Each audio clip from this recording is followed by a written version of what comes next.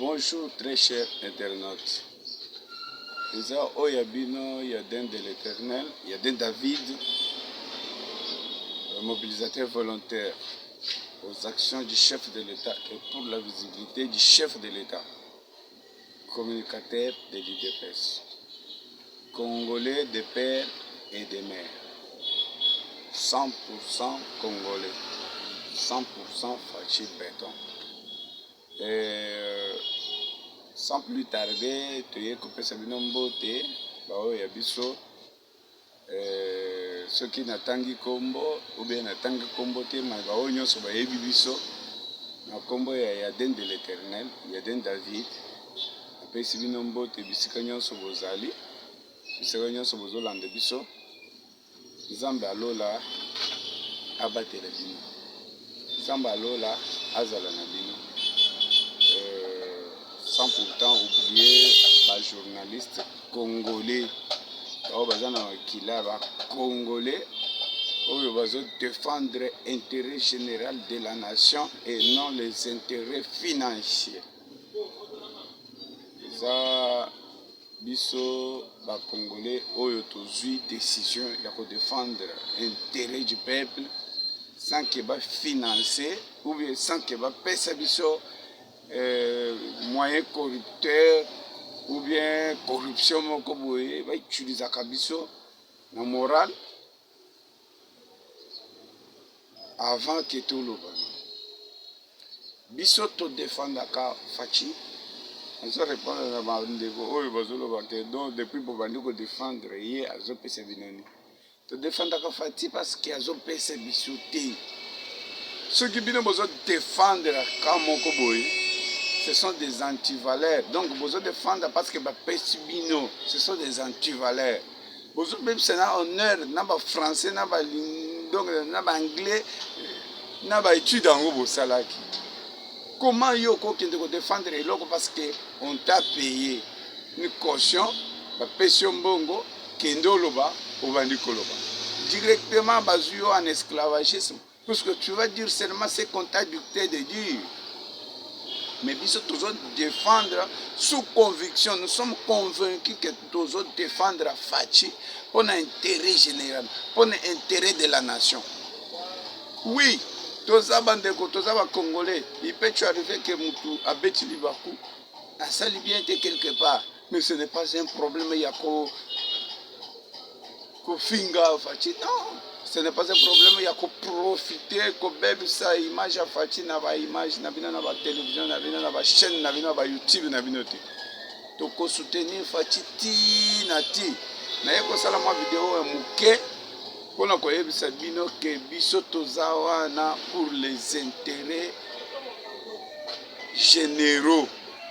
Tozawa na te parce que ba futi biso. Même ceux qui toza na poste ndenge bolobaka o bozana poste botelemi bo to débrouillaka na ndenge na biso to yeko sa publicité ya ndenge to sala ba sala te mais il est arrivé que na yeko sala moi vidéo oyo place ndeko azali na yeko tala ndeko na nga moko na vandisi ye na mo boutique na ye nde na sali vidéo alors na yeko sala publicité moko te na biloko eza sima na ngai etali ngai te Olingango te na yeko ebisote somba oyo te. Non, je ne suis pas ici pour ceux qui sont derrière moi. Nazolo bake na zui place oyo puisque na profité na moment oyo na sala vidéo oyo vi ba réaction oyo na moni na ba YouTube. Alors nazo ebisa bino ba Congolais. To bandeki ko bundisa système. To bundisa ka ba individu to za mposa ba individu tozo bundisa système wana nde to bundisa ki o Fachi alobaki je vais déboulonner le système. Alors nous comme brusquement dans les médias tout le monde va comme s'apprendre na Fachi à salité à saler le côté papa. J'ai rencontré ndeko moko avant d'attendre Est depuis 2009 jusqu'à 2015 à lobby qui a tiré journalisme avant d'être sala sous la menace parce qu'avant d'être dénoncé c'est bidon que dénoncé tu vas perdre ta vie tu as eu une décision à tirer ayebisi ngai ke bainstalle système moko depuis 2009 ya balkanisation. Alors babandi koluka baintoxiquer population po population a se révolter sima balobaka non population ye moko nde moto aboyi alobi a se prendre en charge alobi bazala ba autonome lokola gouvernement azokoka kosécuriser bango te comme ça air population bakoloba bongo c'est aussi le moyen ya balkanisation. Ce que je dis même si je ne le dis pas en profondeur Mbusa Nyamwisi ayebi yango natangi kombo puisque natangi na sens ya bon ayebi makambo elekaki ye kutu apekisaka bato que non ce que vous voulez faire vous allez donner l'occasion na banguna oyo balingi kobalekalize mboka na biso bayelaka mbuta Mbusa Nyamwisi a proposition ya que non baarme yango oyo bagene yango oyo to s'autoproclamer to koma baindépendant aboya aloba non ce n'est pas le temps parce que ce qui te sali yango ce n'est pas occasionnel ce n'est pas bon ce qui te sali yango tokofavoriser munguna oyo azoluka abalkanize mboka na biso bato nyonso ayese bayebi makambo wana. Il paraîtrait que autorité ya mboka oyo ya biso akenda avant que bitumba oyo ya M23 esila akenda koyebisa bato ke non bitumba oyo ekozala na Beni cette fois-ci ekozala plus forte que ya M23. Alors toyeba quelques jours après ou bien quelques mois après baye koboma Mamadou Nda. Ils ont compris tout ça. Naza opona kotanga bakongo bato te na message na ngai te. Alors problème na ngai ezaka ke Congolais tous ont conscience. Fachi c'est notre sang. Soutenons Fachi, c'est notre sang, c'est notre frère. Avec la conviction déterminée. Ce n'est pas parce qu'on nous a payé, ce n'est pas parce qu'on nous a donné le poste ministériel. Non. C'est parce que nous sommes convaincus que nous allons soutenir Fachi Tinati. Jusqu'à ce que Fachi a réussir à réhabiliter ma quartier Nabiso, à cause de Samboka Nabiso na Rai. À cause de Samboka Nabiso na ba norme bien. Après tout qui n'est pas comme Moussous. Botika va distraction tout digné en côté. Est-ce que vous pouvez croire que ba plagnos au babongisa qui 2009, puis 2017 et Simbate. Ba charge union sont en ezalaki na kati ya téléchargement. Fatia ko ya ko sisa ba biloko on est dans 2 ans. Akokene na to le biteki akosisi c'était akosisi sango avec notre soutien, avec la détermination du peuple derrière Fatia. Force autour soutenir appui autour appuyer na volonté wazanango akosala même ceux qui akosala nyonso te akosala esika kosukela selo mukano nzambe nzambo apona ki esika kosukela wana mutu mususu akoya ko continuer mais il faut azala un congolais d'origine. Et puis le Congo il y a des Congolais nazomona batu bakomi ko s'apprendre en ango niche komi eloko moko boye komi ko sakanela batu parce que balobi que il doit être congolais pour bandi ko loba n'importe quoi. Oui, nous avons un système matriarcal. Ce qui mutobutani na bapara mibale mingi to s'attachaka côté ya ba père bawabe ba s'attachaka côté ya ba mère il faut baya na ba preuve que côté na bango azaka matriarche basapia ba côté ya ba mère ce qui mère na ya za congolaise to ebi que par exemple ba to ekolote ce qui maman de côté bana bakini mais la majorité to ebi que to kindaka côté ya ba père. Ceux qui osent un père non étranger, automatiquement tu es étranger, tu n'es pas d'origine congolaise. Alors tu dois prendre et tu dois assumer tes conséquences. On est à point. Deuxième point, Noël Tchani a proposé que non, il faut aux ala du père et de la mère congolais, comme ça aux ala un candidat président. Dans le cas contraire, poste Moussou, tu peux assumer, ce n'est pas un problème. Tu peux faire autre travail, ministre, député, mandataire. Oui, ce qu'on a une double nationalité, on a papa congolais, cette maman congolaise, papa étranger. Oui, il peut y arriver. Quand il y a poste, il y a magistrat suprême. donc président de la République, a proposé, et puis à instruire, à imposer, à proposer qu'il faut qu'il y ait un Congolais d'origine. Dans un moment, je ne sais pas, par Batonga ou bien Tubambongo, presse bango, azoya kolobaki non, si c'est comme ça, et Félix et Katumbi ne seront pas les candidats en 2023.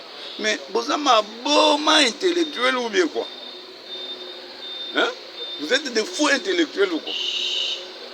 Ce que Félix alobaki ke koko na ye, donc maman ya maman na ye, azana ba lien angolais. Ndenge bozolo wana parce que moi na tikala ko komona vidéo wana. So bozana ngo bo braki ango ndenge ba vidéo ya ba msusu ezotambola na ba media. Bola accepter vidéo. Ce qui alobi ke maman ya maman na ye azana ba lien angolais. Est-ce que cela signifie que non automatiquement Félix peut a commis angolais? Mais vous avez un bon intellectuel ou quoi, je n'arrive pas à comprendre. Jusque-là, il y a ce qui maman nangai, par exemple, maman nangai, aza, mukwa mukenji, kanyiki kavang. Sa maman est de bakwa boa. Non, le quand maman nae, aza de bakwa boa, automatiquement, ngai na comme muto bakwa boa. Mais ça c'est quoi? C'est du n'importe quoi. C'est n'importe quoi. Mais maman ya maman nangai azam kwa bo donc maman ya mère nangai azam kwa bo ngai kutu ba kwa bo na yebaka te na tikala ko koma kutu te puisque je n'ai aucun lien là tala na le élargi koko donc maman nangai mama na ye aza côté wana koko na biso ya côté ya ba mama na biso aza mboka wana na tikala kokoma mboka wana ata na parazari na yebi geno mama na ngai aza mko mutendi kanika je me limite là mama na ye aza mko bo na tikala kokoma ata wana te même soki na komi wana na se présenter que bo ngai ndema bah qui va s'intéresser à moi, qui va m'équiper? Distraction. Jamais dans le système africain. Ok, maman ya maman na ngai aza mboka tele automatiquement, c'est-à-dire ngana komi mboka tele lukuta. Wana eza lukuta bo micro sate, wana eza ka lukuta. Ce qui maman ya maman na yo aza mboka kutu voir maman mboka tele etali ngai. Biso dans un système à parents. Donc papa patriarche, c'est-à-dire côté papa aza de côté bana bakinda. Et puis, une fois maman aza na koko na ye ou bien maman na ye mboka te, cela ne signifie pas que bana ou maman kobota bakozwa balie ya mboka wana. Otika distraction wana. To kindi na logique oyo esengela ki tosala que non na suprême, na magistrature suprême, il faut un Congolais du sang, un Congolais de père et de la mère. Puisque un Congolais du père et de la mère, c'est quelqu'un qui a la conviction, qui a l'amour du pays. A koki ko trahir mboka ta mukete, ce qui toke na ba intérêt financier, ba mbongo na nyonso e ko pota na banque na biso, e ko produire na mboka na biso. Mais un étranger, a ko zombongo na ye atindi na Italie, atindi na Grec, atindi soki wapi, atindi na Zambie. Parce que ayebi ke no kuna bakobatela komo mbongo mususu awa babango mususu ekomaki kokende Tanzania oyokaki mbongo eza na Tanzanie mbongo eza na boye c'est ça ba conséquence ya babiloko wana ebisanga yo Congolais vraiment yo Congolais du sang yo Congolais d'origine okoko zo mbongo na yo okeko tia na banque ya pays étranger est-ce que okozala bien sécurisé?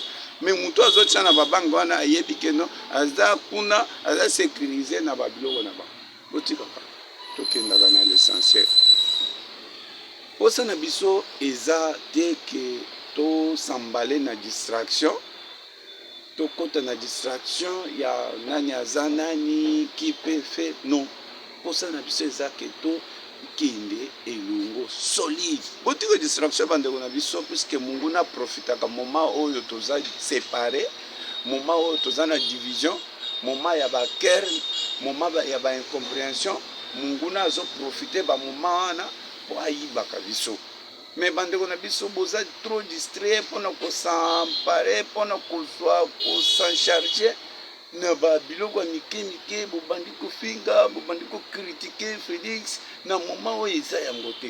Félix est en train de lutter comment restaurer la valeur du pays, comment kozongisela bacongolais valeur na bango. Mais nazomona bato misusu, une partie des journalistes bake kozwa soki bamoyen na bango, soki quelque chose na bango oyo azofuta bino apesi bino se akangi bino na bombo, soki bosali oyo alobi te lobi akopesa bino te. Mais biso congolais d'origine, biso na IDPS, on défend l'intérêt général.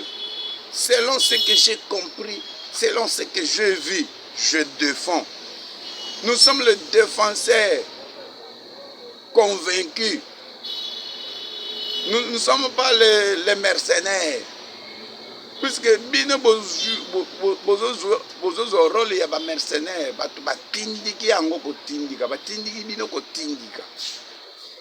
C'est tout ça logo parce que batindiki biso te parce que ba pesi biso mbongo te quand même. Même ceux qui va pesi, même ceux qui va pesi te ekoya. Ceux qui ekoya eza mboka na biso. Mais tokoko ça les logo te parce que ba pesi biso mbongo. Nous sommes convaincus que nous défendons Fati jusqu'à la dernière minute. Jusqu'à la dernière énergie, nous devons défendre Fati.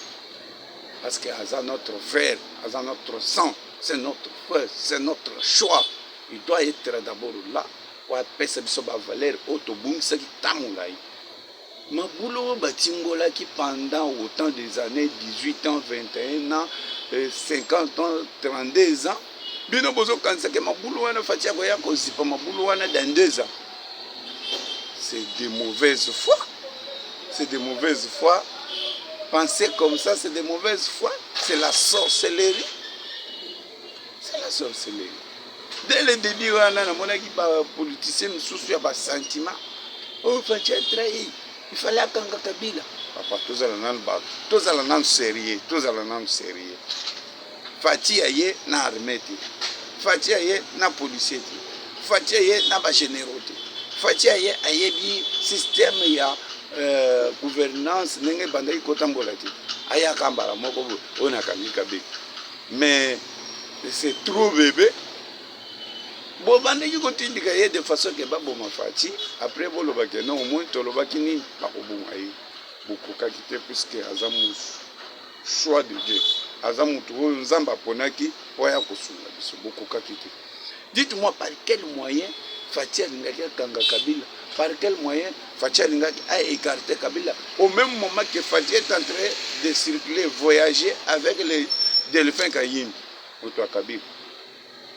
Dites-moi par quel moyen Fati alingaki est utilisé armée ou ezalaki dirigé par des généraux ya Kabila. Dites-moi par quel moyen Fati alingaki azwa renseignement ou ezalaki dirigé par Kalev ya Kabila.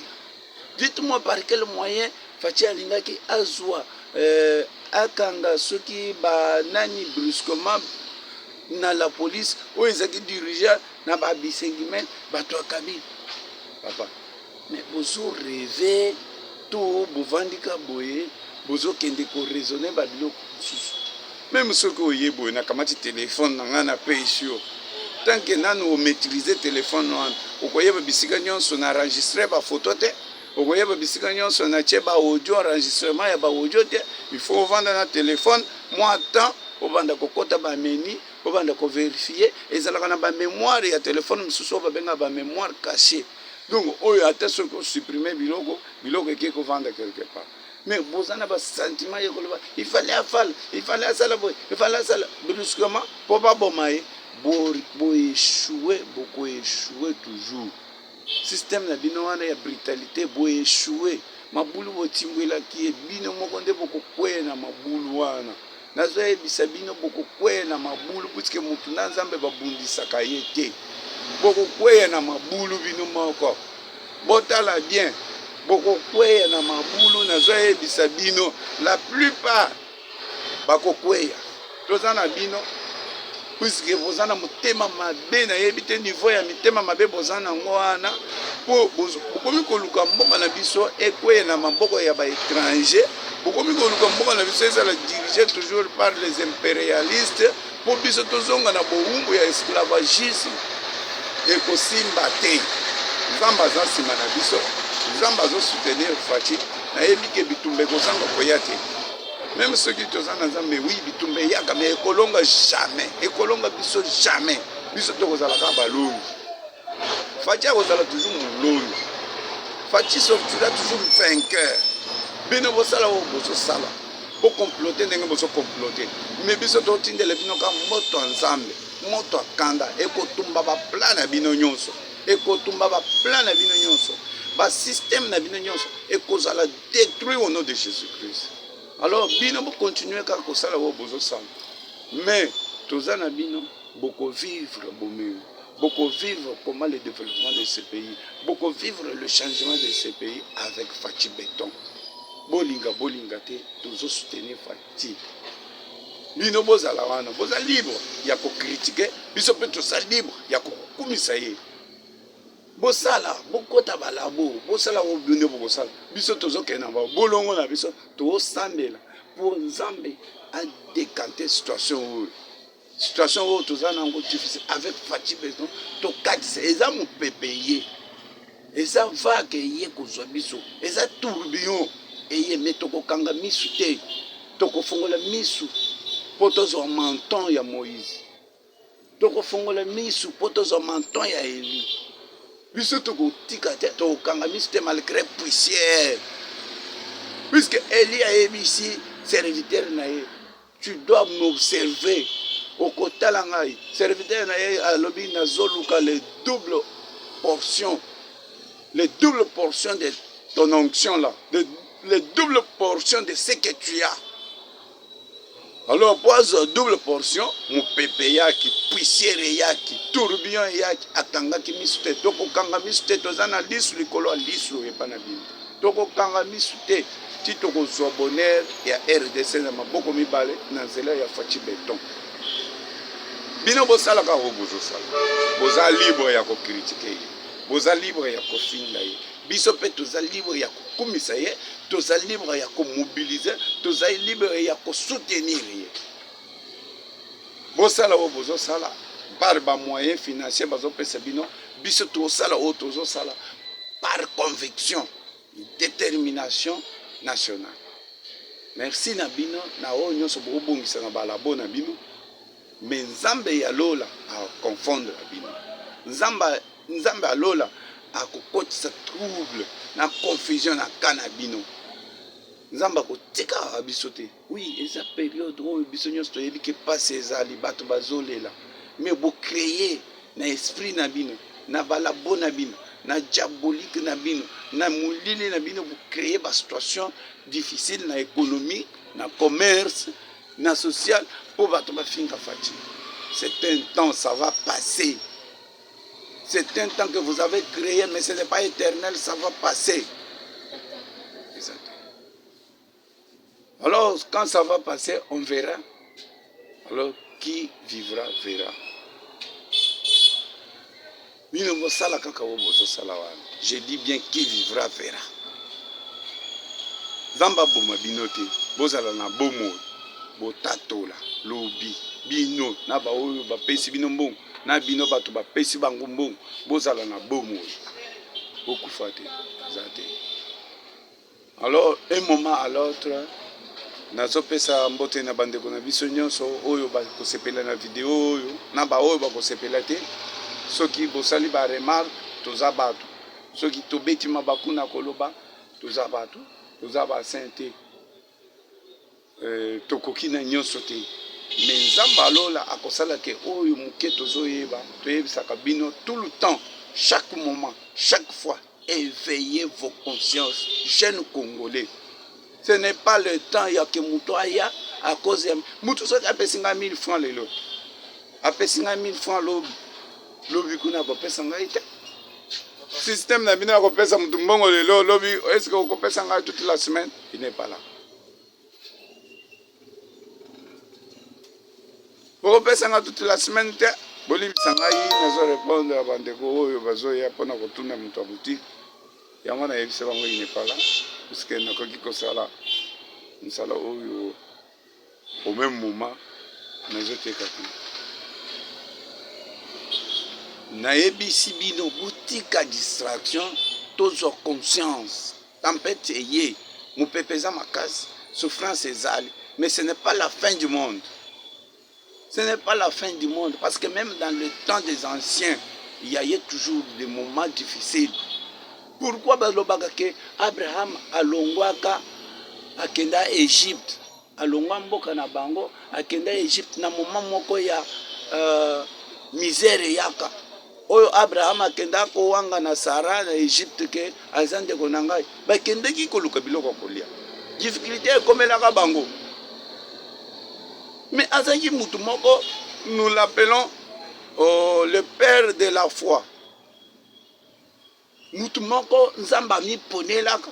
Mais pourquoi ba difficulté, pourquoi ba situation difficile ekomelaka? Et puis akekuna awanga ni pe Sarah. Ni tete la protection de Dieu. Balinga ki bazwa Sarah na ba roi ya Égypte. Excusez-moi. Balinga ki bazwa Sarah ni tete la protection de Dieu. Nzamba ye kobima et pas roi ya Égypte pour ne koyebisa ye ko toucher te à la femme de mon serviteur. Soko meki akopeso hémorroïde. Hémorroïde koyela yo pas seulement parce que tu as touché la femme, mais même tes mauvaises pensées là. Nzamba kopeso hémorroïde.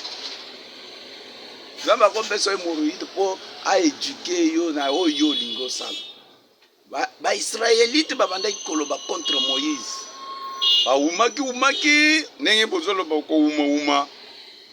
C'est-à-dire ils ont murmuré contre Moïse. Mais quand Nzambe yaki bande konabiso ba Congolais, je vous interpelle. Quand Nzambe yaki non pour frapper Moïse, mais il faut frapper quand bateau babandaki koloba contre Moïse. Tirez attention avec l'homme de Dieu Fachi Béton. C'est un serviteur de Dieu, les choix de l'Éternel. Ceux qui vous ont le réserve. Parce que c'est son temps. Bolobakanaba réserve contre Fachi. Je vous dis bien, ça je vous assure. Bolobakanaba réserve. Parce que ceux qui quand dans un pays, ils faut frapper Gabisomoko. Ils faut simbaete. Parce que Moutou Onzamba poni na moment où il y a poni. Même mon pépé à gauche et à droite. Et qu'on s'allait de l'autre côté. Je donne l'autre exemple. David a bimina Mosabat. David a bandé qu'on s'allait la salle. Quand dans un pays, David a l'élu. Mais talent Zambazoye sa David pona. Soit na pese bino na maboko banguna. Soit na tinde le bino malade na mboka. Soit na frappé bino. Donc, vous devez comprendre que Nzambazo proposé David. On a élogé à Sali. Mais comme si soit va frapper la population. Ndé David a dit non, je vais tomber dans tes propres mains. Na kwe ya kaka na maboko na yo. Mais Bible le dit quelque part que ba frappa ka bango, ba frappa David té. Et plus mais éviter. Peut-être ceux qui n'ont pas ce détail bien té mais ba sala nzambe va comprendre déjà ici kana lo. Ba o balanda ka ba yebi. Na ya côté ya bino awa te mais na ya ko rappeler bino quand même juste un mot pour nous faire voir bino que Moutou Lokola Fachi c'est un choix de Dieu, c'est la volonté de Dieu qu'il est président, ce n'est pas la volonté de l'homme. Ce n'est pas la volonté, ce n'est pas par la volonté de l'homme que Fachi est président, c'est par la volonté de l'Éternel. Alors ceux qui ont cotisé là Kanga ceinture. Kanga ceinture, na lobi bien. Kanga ceinture na yo, ce que continue là. Excusez-moi. Ce que continue là Fachi. Kanga ceinture. Puisque yonde kokweya ya kokweya jamais. Tuna ba o msusu. Bakoye biso ba bandi na ye tout au long ya ba période ba o ba fandi na Fachi. Bakoye biso que non. Fachi c'est tout un autre homme que ce qu'on le connaît. C'est ce qu'on connaît en Fachi. C'est tout autre que ce qu'on vit. Il est tout autre que ce qu'on connaît. Alors, beaucoup tabama la bonne bino, beaucoup tabama kita na bino, beaucoup tabo bozo sala, croyant que bokokweyisa ye bokokweyisa ye te bino nde bokokweya ka bino nde bokokweya tokosote mpe bino toleki Congo ekozala ka Congo ekozala toujours uni baplan na bino nyonso ya balkanisation baplan na bino nyonso ya diabolique baplan na bino nyonso oyo ezalaki mabe contre RDC eza nul et sans effet au nom de Jésus-Christ yango nayebisi bino tozala toujours uni tozala toujours éveillé botika eza période eza difficile oui mais c'est une période que Dieu a accordée pour toyeba ce qui se passe vraiment nayebisi bandeko na biso nyonso ke bozala souple nazoya un moment à l'autre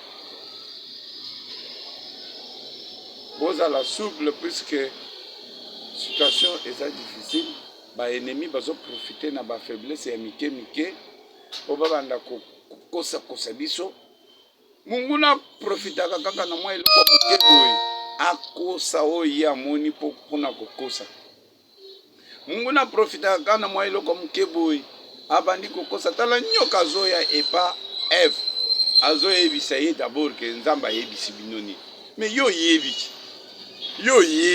il fallait obanda koyebisa nga directement o nzambe ayebisi biso mais pourquoi oke kotuna nga question ya ke nzambe ayebisi bino nini après avoir lui dit ce que Dieu a dit azwi maloba wana mpona kodetourne siko systeme ya maloba kete akosa ye mutu akelaki ngai apesi nga pema aya kokosa po yo mutu ye nsima okuti ngai seke je suis lelo oyo akoyebisa ngai ke faci azokosa bino mais pourquoi akosaki biso te pendant 37 ans lelo nde akoya kokosa biso dans 2 ans oui tondimi akosa biso mais tokende nanu na ye bomo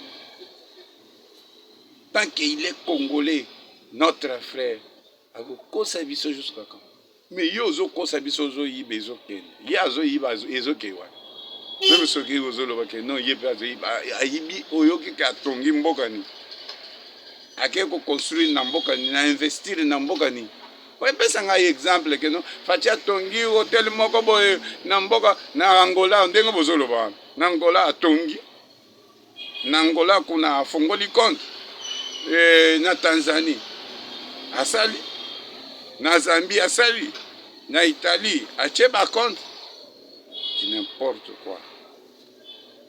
Faci c'est notre frère soutenons Faci akozong c'est la biso mboka na rai makambo mosusu ekoya puisque aza éternel te kolonzamba kolongola ye alongoli ye mutu mosusu akoya nzambe mpe alongolaka mutu te avant ke abongisa successeur na ye détrompez-vous nzambe akolongola ye jamais tant ke abongisi un congolais mosusu te oyo akoya na conviction ya kosoutenir mboka na biso.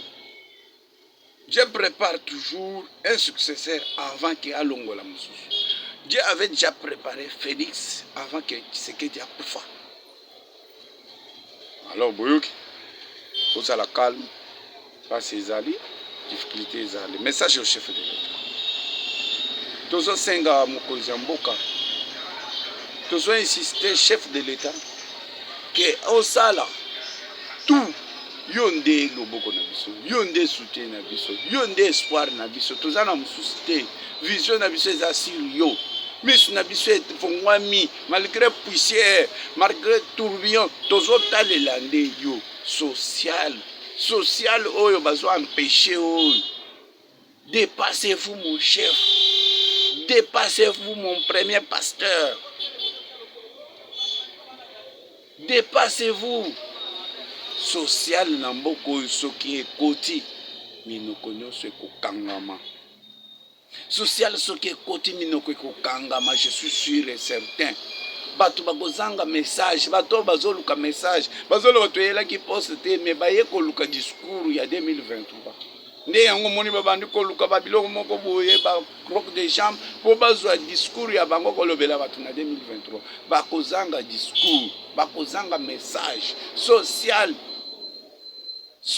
soki evandi na mboka na biso bakozanga message ya koloba biso tokolemba te toko soutenir Fati partout, toko kende, toko mobiliser peuple congolais, ba obalanda ka ba média te, toko kende de bouche à l'oreille. Malgré que les autres ba moyen, oh tozana ngo toko tcha en application, et si comme maboko na biso ko suka nzamba ko sala d'une manière d'une autre. Pour tokoma na mboka na biso comme émergent. Biso toko tigala ka bongo te congolais mobimba nzamba pesa biso ba richesse na niveau moko supérieur, mais tout ça plus pauvre. Monzala muke bato bakomi kolela lela. Mbo elongo musu nazotuna bato bazolela pasi ezali baza impayé ba fonctionner biso ba musu toana ba fonction biso ba musu toza ba cadre te biso ba musu toza ba ministre te toza ba fonctionnaire te tozo se débrouiller ndenge to mesana ndenge boso bo mesanisa biso pendant 20 ans pendant 21 ans pendant 30 ans boso bo mesanisa biso to débrouiller. Mais bino bato bozo travailler bazo futa bino bozo lela lisusu ke pas ezali Fati a bloqué. Il a bloqué quoi? Il a bloqué les trous de vol. Il a bloqué ma source nyonso miyibi bobandaki ko sala. Muto bandaki ko kipe salaire te 80 mois impayé, 30 mois impayé, 150 mois impayé, mais obandaki ko vivre ndengeni na kimoyibi. Siko bazo futa bino bozo lela lisusu. Madusu ya moyibi nde Fati akangi. Message ya ngwana. Madusu ya moyibi nde Fati akangi. Fati akangi salaire na bango te. Bazo futama.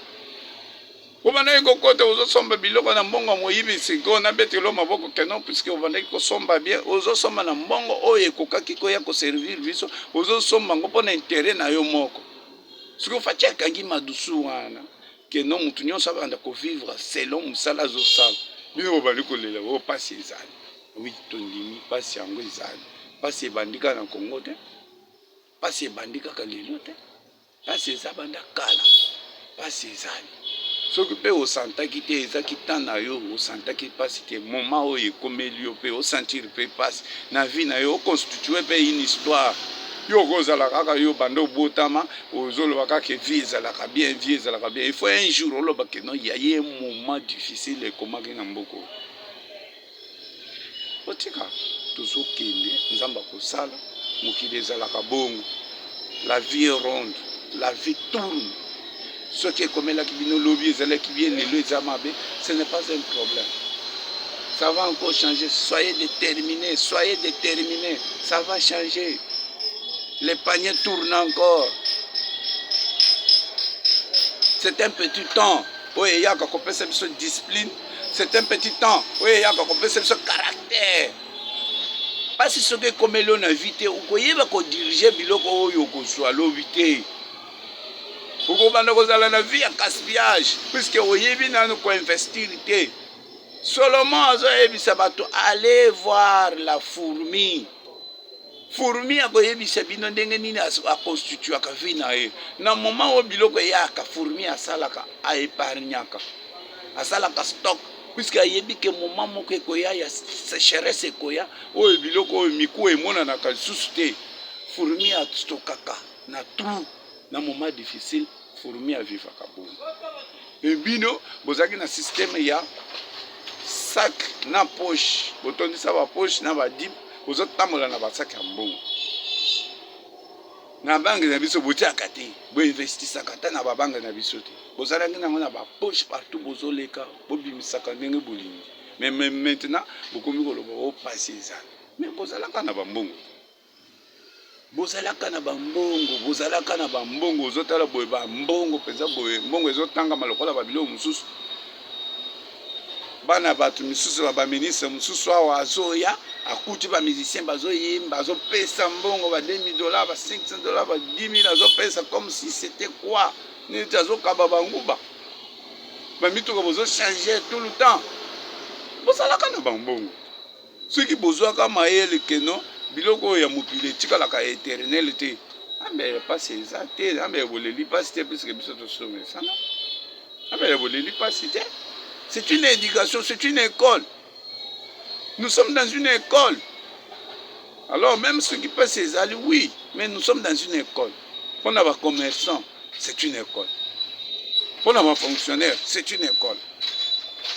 C'est une école, c'est une grande école où comment investir, comment stocker, comment épargner. Vous avez une chose facile, puisque le bonheur viendra. Mais il faut se rappeler na passion pour y combattre le bonheur. Il faut y que non pas comme la qui na moment mon boy. Difficulté ya qui boy. Alors, le colonel va fongolinga porte. Qu'est-ce que je dois faire pour qu'un jour ceux qui passent sur les sous n'a s'en sortir. Alors, bozo là, bozo luka facilité za la na vie. Na vie tout est possible. Et ça, un moment où il faut vivre bien, et ça, un moment où il faut la paix. Même Jésus dans sa vie a pleuré. Il y a eu un moment où Jésus a léli, a levé papa longwe langa il passe. Et comme il a guillé, dans un temps difficile. Mais il y a eu que si il n'y a pas, il y a une gloire qui m'attend.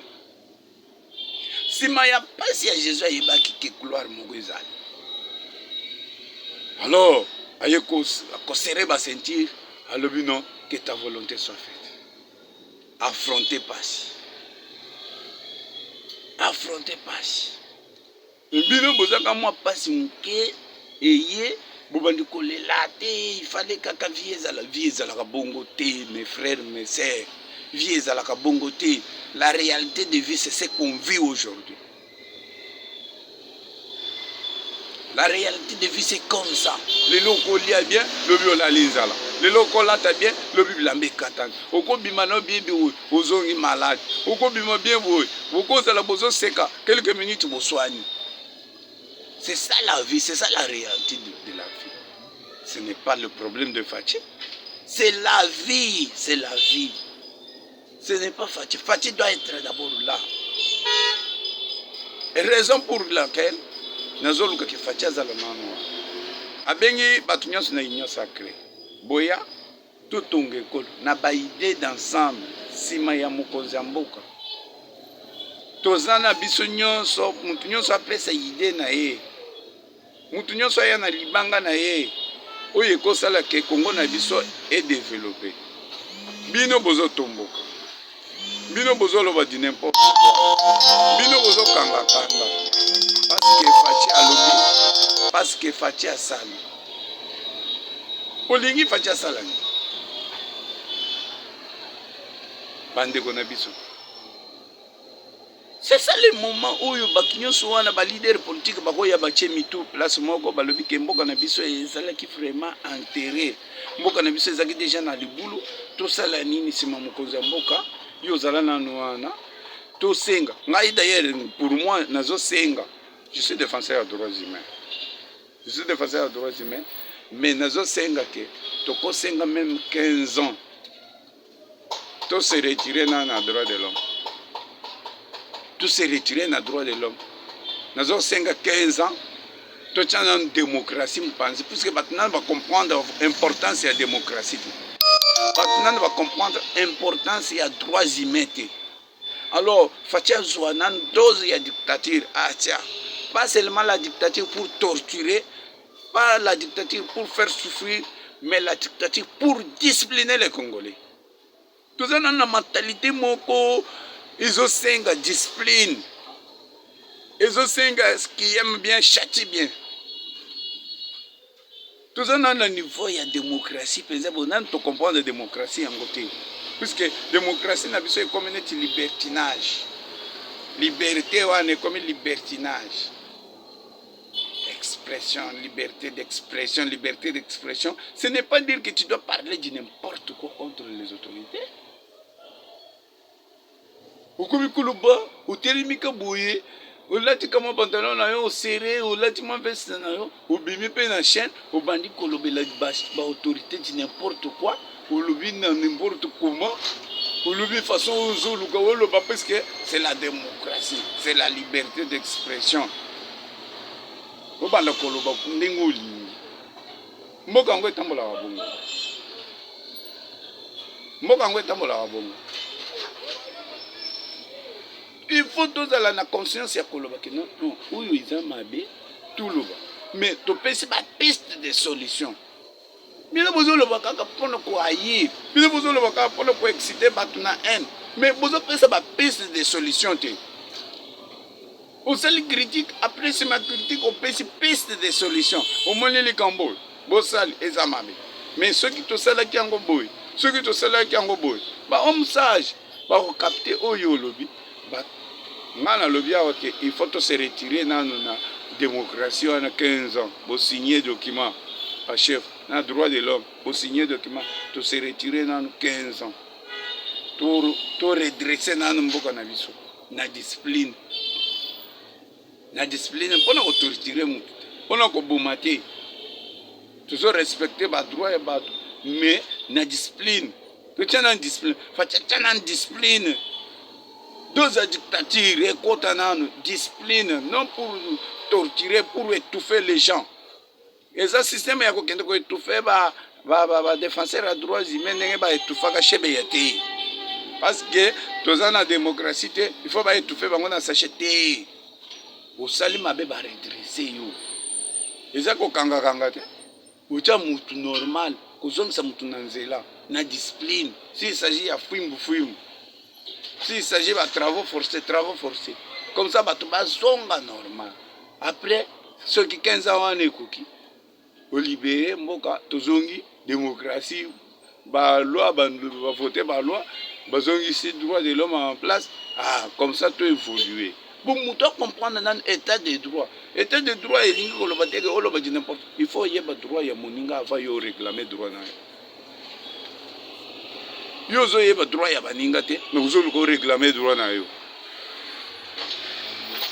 droit ya bato mosusu yo oyebi valere nango te esika droit no ezosuka ya moninga ezobanda yebi no boyebi yango te soki ozwi parole ou bien phrase wana oyo esika droit ya moninga oloba di n'importe quoi oloba est-ce que balobi ke droit na yo elingi koloba babêtise contre les autorités.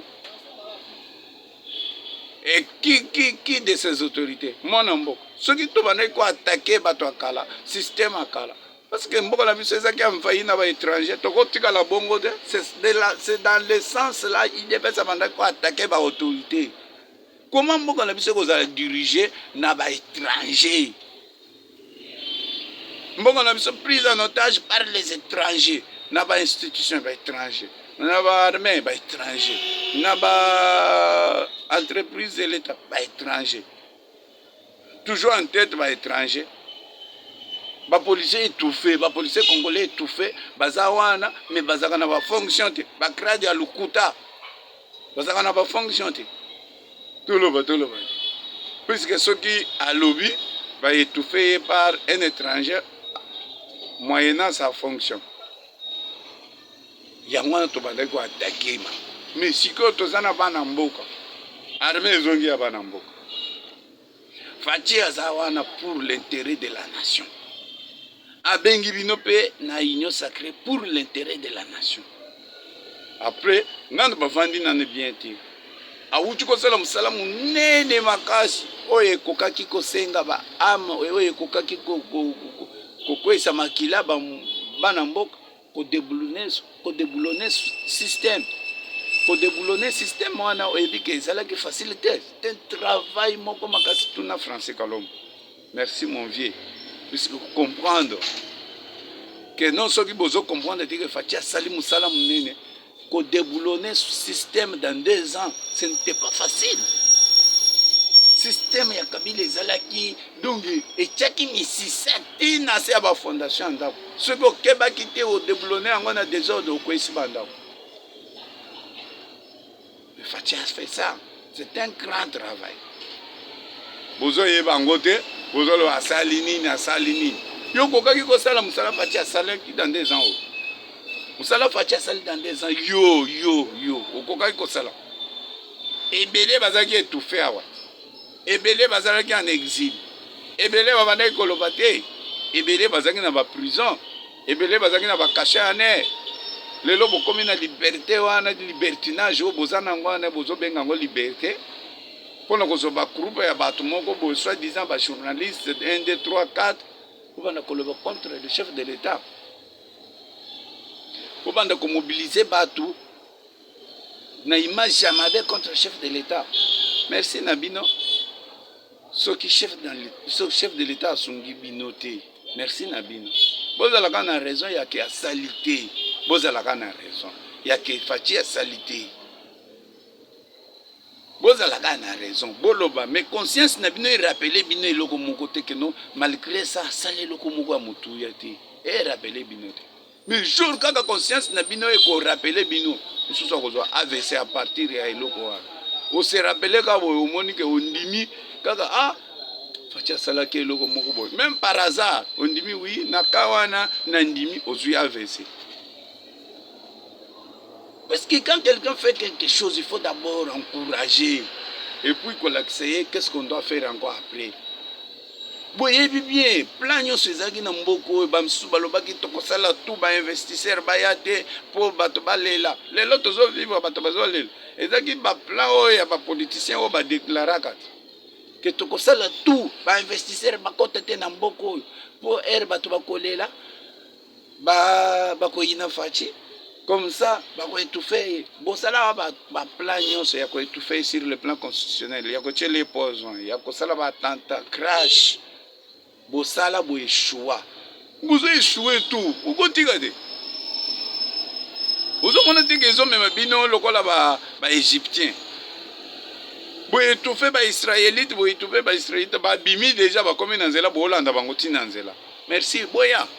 Boya, mer rouge eza liboso. Mer rouge eza oyo tozokota na bino sikoyo. Mer rouge eza oyo toza na kati ya kokota. Bokota puisque bino pe bozolanda biso na crise oyo ekoteli biso. Tozokota na kati ya mer rouge. Esika biloko akolia eza te. Tozokota makolo. Bino pe bozolanda boya kokota. Bokota. Mais oyo ekokomela bino, vous serez des responsables. Bokota. Mer rouge yango efungwami. Zele fungwami, ma etelemi mpanzo, esalimi, ma etelemi mpanzo, esalimi. Situation difficile koto, situation difficile koto. Excusez-moi. Ce qui va situation difficile, mi balé tout année. Mais évitez ce qui va se passer. Voilà, vous créez une situation difficile. Oui, nous avons dit que vous créez en gros. Bon, nzambe andimi ke toleka na situation nzambe ye moko ayebi ke boleka nzela ezalaki ebele oyo nzambe akokaki kopermettre ke Israël akota na Ghana facile mais nzambe andimi tokende nzela molai bapasi na désert nzala bato bazokweya 40 ans 40 ans moto azalaki déjà na 40 ans bamosusu bakufaki na nzela baconseil ya chef de l'état bakufi na présidence oyo ya coalition nzambe andimi ba conseiller chef de l'état ba kofi na ba poison bolobi corona nzamba ndimi bo étouffer ba système peuple congolais azolel nzamba ndimi bino bozolanda kaka boya bolemba te boya kaka ndenge bosoya wana mais esika tozokende na bino boko assumer boko za ba responsable ya oyo ekokomela bino. Merci Nabino nyonso oyo bozana posa ya ko soutenir Faci Beton. Bozo conviction, bozo détermination. Faci c'est notre frère, Faci c'est notre sang. Nous allons les soutenir jusqu'à la dernière énergie. S'il s'agit ya kotambola na lipapa moko poto soutenir Faci tokosala yango. Tokotambola ko na lipapa moko na tambola na lipapa moko mais na soutenir ka Faci. Bino bobonga makaka ko critiquer bino bobonga makaka ko tamsa image ya mabi biso pe tozo bonga mapona ko mobiliser pona ko sensibiliser pona ko soutenir ye boza libre ya ko critiquer boza libre ya ko teka mauvaise image ya Faci biso toza libre ya ko soutenir toza libre ya ko visibilité donc ko faire visible donc je sais pas quoi je vais dire là s'il vous plaît vous les Français vous allez m'excuser faire circuler ces images, implanter les images de Faci Beton dans le cœur, c'est la visibilité des chefs de l'État, c'est-à-dire par tous les moyens, les actions, les œuvres des chefs de l'État soient visibles à tout le monde. Moi, je ne suis pas français. Peut-tu arriver que nous n'avons mais ce qui est la logique à français supporte. Parce que les Chinois parlent français, c'est normal de s'engager.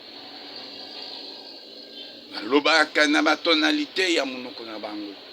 Mais il est capable. Bino bokome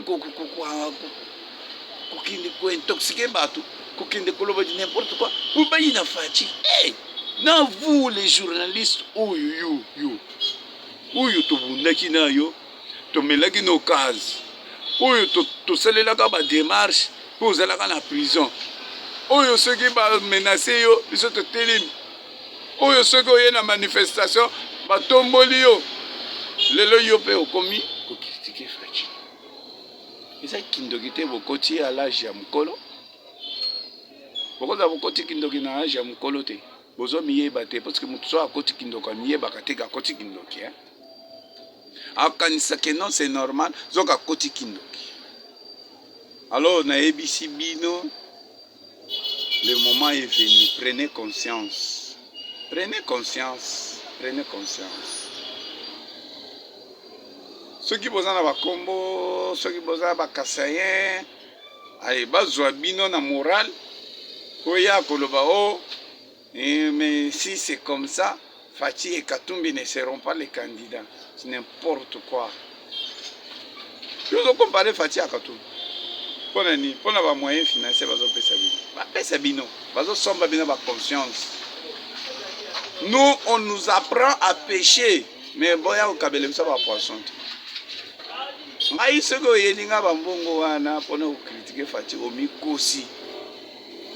omikosi papa vanda na yo sala oyo zo sala wana bungama na yo critiquer na yo Fati ndengo lingi sala kota balabo critiquer na yo mais biso pe to kota balabo pona ko soutenir ye labo na biso eza ba kisite labo na biso eza kaka ba force na biso naturelle muke to za nango ye to sala ata na tamboli na lipapa na ko soutenir ka Fati chemise na nga kata na ko soutenir ka Fati yo lata ba veste na yo o bazo financer bino et pas leader na bino wana na dana ngai na système ko tanga ba Congo te mais bino mo boyebi bango bozo wa mbongo bino ba journaliste ya makoki na lobide ya nzala ya makoki wana ba mbongo na bino bozo zwa ndenge bozwaka pour vous critiquer, pour vous tamper ces images à Mabé et pas Fati et pas Batou, vous tamper ces images à Fati Mabé, vous take image Mabé à Fati. Bon, merci Nabino. Bonjour maman. Alors, le numéro Nabiso est à 0998 94 23 61. Merci.